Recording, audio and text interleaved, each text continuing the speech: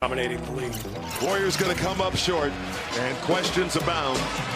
What's next? We are a fading dynasty. We're on the backside of the slope, but we still have potential. Hopefully in a position to where we can go back to the drawing board this summer and come back next year and whoop up on some people. That's the goal. That would be the plan. I think we can reshape the narrative, but we have to get back to the basics of what makes a good basketball team. Be a busy summer for the Warriors. Well, we're a month and a half into the offseason, and the Warriors are one of 4 teams to not acquire any active NBA players, which of course excludes rookies from the draft.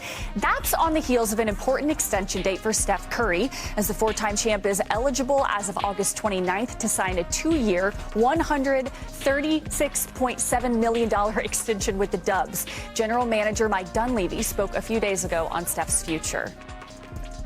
I'm pretty confident Steph will finish his career here, but ultimately it's his call, his decision. Whether that's allowing his contract to run out and move on, or look, if he comes to me and wants to be moved, Joe and I will talk it through it.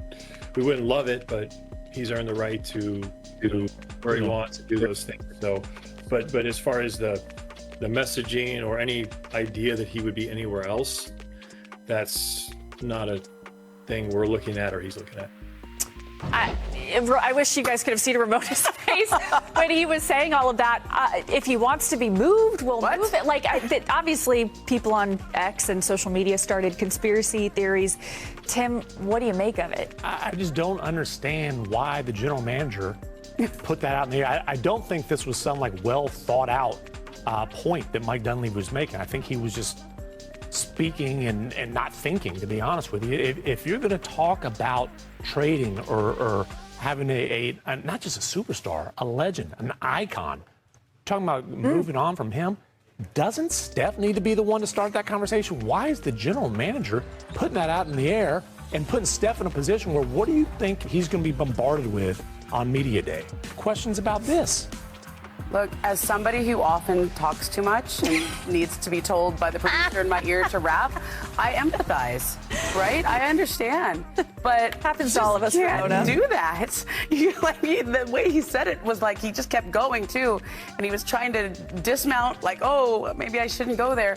Nobody's trading Steph Curry. Steph's not asking to be traded. He's going to sign an extension. The Warriors have 6 of their 7 next first-round draft picks, and the one that they don't fully have, they have up to 1 to 20. They're in pretty good position going forward. Yes, I know Jimmy Butler's out, but they're building around Steph. Steve Kerr came back for one last ride here. I don't know why he even went there. Yeah, in dramatic fashion, would Steve Kerr come back? Yes, he's coming back. Okay, so let's assume that Steph Curry is signing that extension and staying in Golden State. Perk, how do you feel about where they lie right now in the realm of NBA teams?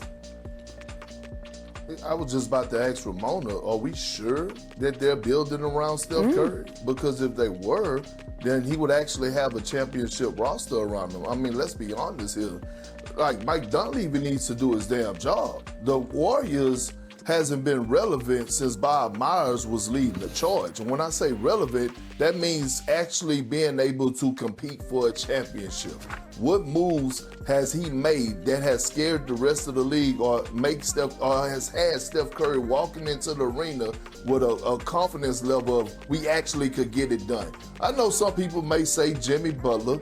Jimmy Butler was popular, and there's no knock to him, but he wasn't a powerful move. I heard they was in the sweepstakes for Giannis. I heard they was in the sweepstakes for LeBron. Well, I know one thing, Bob Myers, usually when he's in the sweepstakes, he actually goes and get that player and find a way to get it done. You're talking about a guy, Steph Curry, who played at an all-NBA level last year when he was healthy. It's on Mike Dunleavy to do his job and surround him with the pieces that he needs to actually go compete for a title and get out of a tough Western Conference. Tim disagrees, it sounds like, on the Jimmy Butler point. Yeah, on that point, the broader take I definitely agree with. But that was a big swing that they took on Jimmy Butler. And look, Jimmy and Steph in the lineup together, the Warriors are 42-18.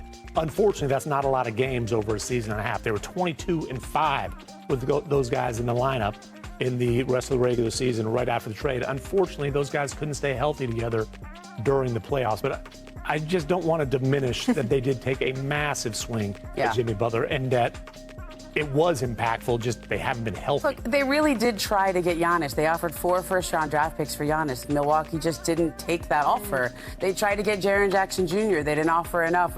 Utah gave more for him. I mean, they've been trying. They just haven't succeeded so far. All right, well, Steph is heading into that 18th season. You're not trying hard enough. Steph heading into that 18th season. Of course, he's been with the Golden State Warriors the whole time. He'll be one of 7 players to play at least 18 seasons, all with a single franchise in NBA history. Now welcoming in our senior writer who covers the Warriors very closely, Anthony Slater. What can you tell us about their plans for Steph Curry and Mike's comments? Well, number one, I can tell you I was on that call the other day, that virtual call. It was a good read by y'all. It was casual. I'm sure you guys could tell with just like the setup, right? It was just like a little like Zoom work call type thing. And he kind of, wound himself into the corner that he didn't need to go. But I just say it's not as frantic a situation. Steph Curry is not the type of superstar that's going to see a Zoom comment and suddenly, a situation changes. Bombarded at Media Day. I will probably ask him about something at Media Day, and he'll do what he always is. He'll say, I want to be a Warrior for life. I'm committed here because he's about as low maintenance a superstar as there is. And as far as every signal that I'm getting behind the scenes and everything he has ever said publicly is he expects to be a Warrior long term. And the reality of Mike Dunleavy's comments is all he was saying is Steph dictates his future. And if Steph dictates his future right now, that means he wants to be a Warrior. And Slater, the schedule is now out. What's your biggest takeaway? 15 back-to-backs for a really old team. That's number one. That's brutal. That's a big deal. Yeah, and I would say 28 national TV games for a team that Vegas has under 500. That would tell you that the league thinks Steph's gonna be on the Warriors because he is the reason they're getting all those national TV games. And then they just got to survive that first half of the season because Jimmy Butler and Moses Moody, they're expected to play this season, but they have no target date at this point. Jimmy's in China this week. He's getting back on the court, but, I'm still kind of penciling January, February range. So they're going to be very shorthanded on the wing for that first half of that schedule. Slater, thanks so much. Always appreciate your perspective. Coming up on NBA Today, we take a trip down to 2008. Doc coached 27 seasons with 5 different franchises, and success followed him quickly into his career. He won Coach of the Year his first season on the sidelines in 2000 with the Magic, and ended a more than 2-decade title drought in Boston during his 9 years with the Celtics. We welcome in one of the winningest coaches in NBA history. He is going into the Hall of Fame. Doc, thank you so much for joining us here on NBA Today. I want to just start out with the emotion of this. What was it like when you got the call? I don't know. It was great. Yeah.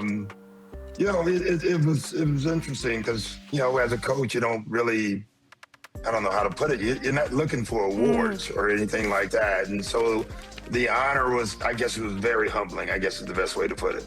When I think of you, I think of just the word leader. You've been a tremendous leader your entire career. You've really inspired a lot of people. You've handled good and bad situations with such class. Where did that leadership philosophy come from? Probably my parents. My dad had